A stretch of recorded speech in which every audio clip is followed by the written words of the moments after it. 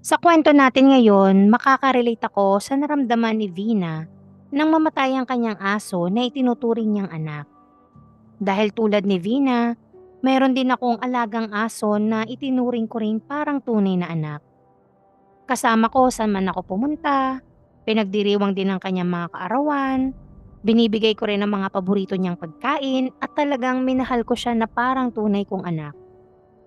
Pero namatay na siya dahil sa katandaan. At dahil sa labis na pagmamahal ko sa kanya, hindi ko na muling magawang mag-alaga ng iba pang aso. Ngunit sa kwento natin ngayon, ang nangyari kay Kiluwa ay malayong malayo sa sinapit ng aking anak.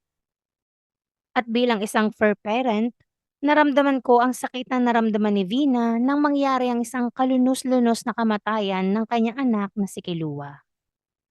Dahil pinatay siya ng walang kalaban-laban. Ngunit bakit nga ba pinatay si Kiluwa? At tama bang sinapit ni Kiluwa ang mga ganong bagay kapalit ng buhay ng tao? Kaya kung interesado ka sa aking kwento, tara at aking isasalaysay ang pangyayari sa pagkamatay ni Kiluwa. Bago tayo magpatuloy sa aking kwento, pakisubscribe ng aking channel. Pindutin ang bell button, piliin ang all para updated kayo sa lahat ng videos na i-upload ko. At huwag nyo rin kalimutang i-like at i-share. Maaari rin kayong magpahatid ng inyong saloobin gamit ang comment section sa baba. At paki-follow na rin ang Facebook ng MagTV page. Si Kayluwa ay isang 3 taong gulang na golden retriever. Ang kanyang fur parent ay si Vina Rachel Arazas, isang dalaga mula sa Barangay Santa Cruz, Bato, Camarines Sur. Ayon kay Vina, ang pangalang Killua ay kinuha niya sa isang anime character na nagngangalang Killua Zoldyck sa palabas na Hunter x Hunter. Inilarawan ni Vina si Killua bilang isang mabait, malambing at malikot matulog na aso. Masasabing mahal ni Vina ang kanyang anak na si Killua dahil lagi nitong ipinagdiriwang ang kaarawan, laging nilalaro, ibinibigay ang mga paboritong pagkain, isinasama sa mga family outing o gathering at higit sa lahat, itinatabi pa niya ito sa kanyang pagtulog.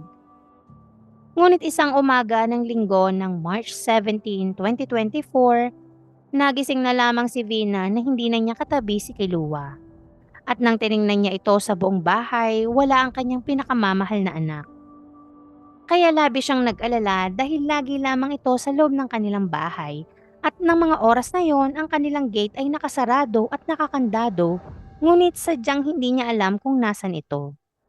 Lumipas ang ilang oras, may isang kapitbahay nilang nagbalita na tila si Kiluwa ay patay na. Kaya naman dali-dali silang pumunta sa lugar kung nasan si Kiluwa.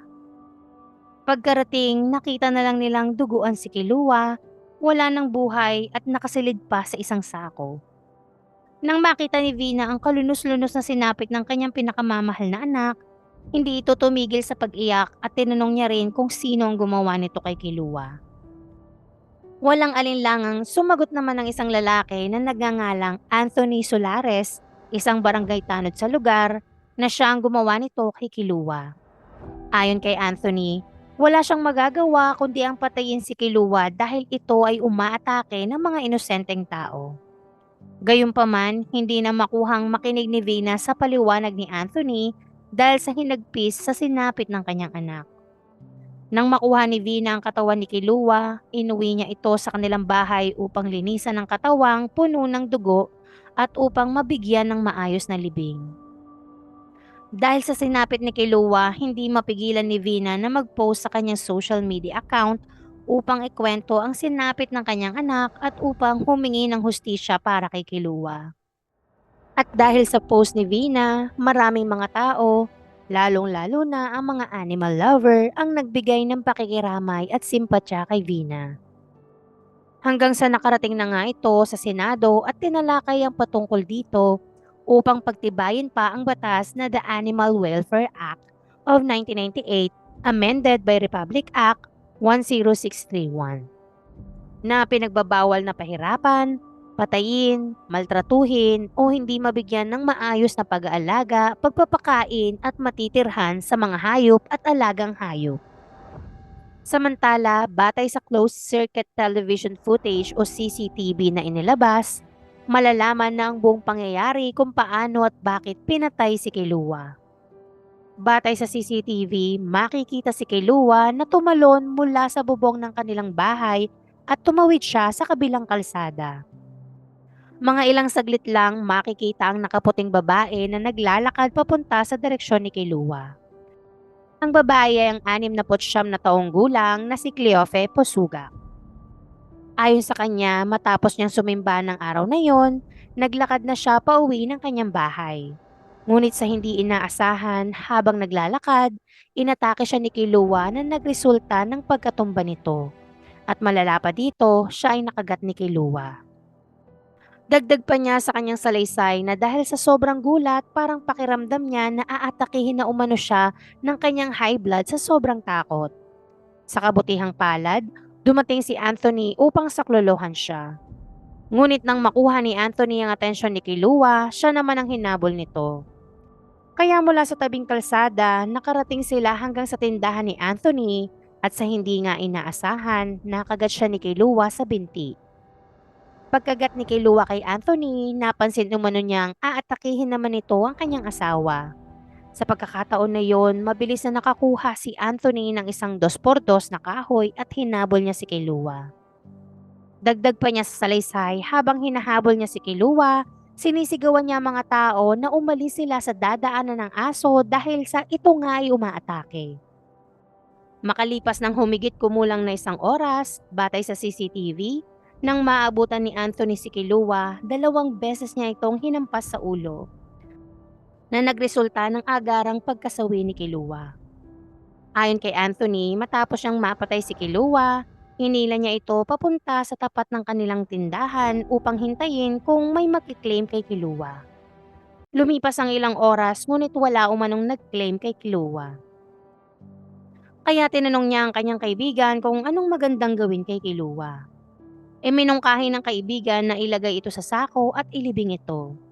Kaya nga ito ang ginawa ni Anthony. At makalipas muli ang ilang oras, dumating na nga si Vina para tingnan kung si Kilua ang napatay ni Anthony. Tulad nga ng aking nabanggit, dahil sa pangyayari kay Kilua, nag-post si Vina patungkol sa sinapit ni Kilua. Maliban dito, humingi na rin siya ng tulong sa The Philippine Animal Welfare Society o PAWS upang mabigyan ng karampatang hustisya ang kanyang anak. Sa kabilang banda, humingi naman si Anthony ng tulong sa Public Attorney's Office o PAO upang madepensahan niya ang kanyang sarili.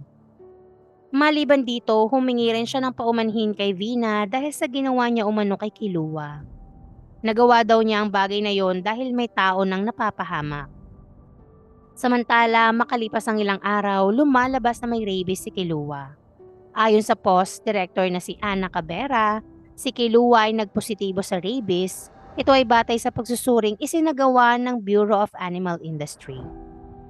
Gayunpaman, sinabi ni Cabera na maaaring hindi tumpak ang pagsusuri dahil sa ilang mga dahilan. Ang ilan na nga dito ay dahil 5 araw nang nakalibing si Kilua bago ito masuri, na kung saan maaaring nakontaminado na ito sa lugar. At isa na nga dito ay ang lugar kung saan pinatay si Kilua. Maaaring may asong may rabies ang pinatay na rin umano sa lugar kung saan isinako si Kilua. Kaya dahil dito, sinabihan si Navina ang mga taong na-expose kay Kilua at ang ilang nakagat nito na magpaturok upang maiwasan ang anumang panganib. Samantala, ayon naman kay Vina, kompleto umano sa turok ang kanyang anak na si Kilua. Ngunit ang gumagawa ng pagturok kay Kilua ay ang kanyang mga kapatid lang at hindi isang veterinarian o doktor ng mga hayop. At noon ngang Lunes ng March 25, 2024, tuluyan ng nagsampa si Navina at ang PAWS ng mga kasong kriminal laban kay Anthony dahil sa paglabag sa Animal Welfare Act. Ngunit bago matapos ang aking kwento, nais ko po sana kayong tanungin ng ilang katanungan. Ang ipinakita bang pag-uugali ni Kilua ay senyales na ito ay may rabies na? Kung meron na nga, dapat bang matanggap ni Kilua ang ganung katapusan? Dapat bang sisihin ang fur parent o ang taong nakasakit sa hayop upang iligtas ang kapwa-tao?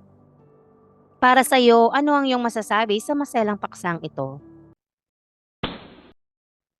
Bago po matapos ang video, nais ko pong batiin sina Joan Marie Salido from Mauban, Quezon, Maydayan Ranyola from Carmona, Cavite, Mary Ann Ortiz and her one and only son, Frederick Ortiz from Lipa City, Batangas, Judith Pedarce from Zambales, si Marcos, Marilyn Idanan, Mamang Lane from London, Great Britain, Janice Bullios from France, at si Lerina Ligan from Valenzuela City.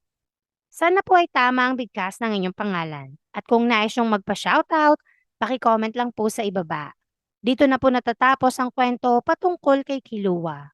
Ako po si G. Maraming salamat.